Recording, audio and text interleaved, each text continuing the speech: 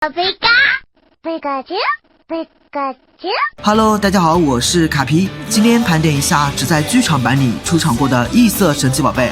在此之前，先把之前在动画里面遗落过的异色神奇宝贝补一下，可能前期有点多啊，忍一忍就过去了。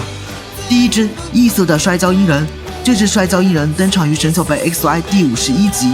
当时由于小智的多管闲事，导致演习团里的男主角艾露雷朵受了伤。为了使戏能圆满的完成下去，小智就派上了自己的摔跤鹰人充当男主角。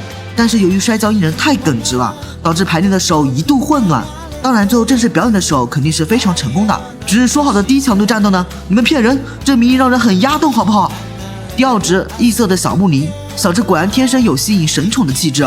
这只异色的小木尼一来就砸在了小智的头上，但是这个场景怎么有点似曾相识啊？没错，当初年年宝也是这样遇上小智的，而且令人惊奇的是，这剧情的套路也是一模一样的啊，都是要帮他找到同伴。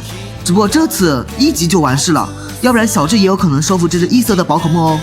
第三只异色的神兽卡普乌乌，在最新几集的神奇宝贝日月里，小智和皮卡丘穿越到了另一个世界，不久后就碰上了这只异色的卡普乌乌。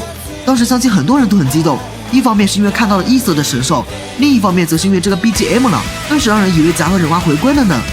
好了，前期结束，下面进入正题。在剧场版里面，到底出场过哪些异色的神奇宝贝呢？先说一句，异色的裂空座和异色的八大湖，我之前已经说过了哦，这里就不再啰嗦了。第一只异色的耿鬼，这只耿鬼登场于神奇宝贝第20部剧场版。普通的耿鬼超进化后是这种鲜红色的，而这只异色的耿鬼超进化后则是这种惨白的肤色。你们觉得哪个好看一些呢？我个人觉得这只异色的耿鬼超进化后要更好看一些。第二只异色的盖洛赛克特，这只异色的盖洛赛克特脾气就有点犟了。超梦都那么好脾气的劝他，他都非是不听呢，非得逼超梦开大。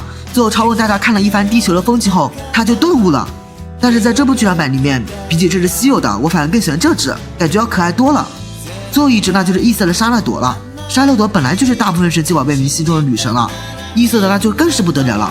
值得一说的是，这只异色的沙乐朵超进化后，下半部分会变成黑色，感觉就像是穿了一套黑色的晚礼服一样，显得高雅而神秘。当然我并不是说正常的沙乐朵超进化后就不好看了，而且你们应该也都发现了，拥有沙乐朵的训练家哪一位不是高端大气有档次的呢？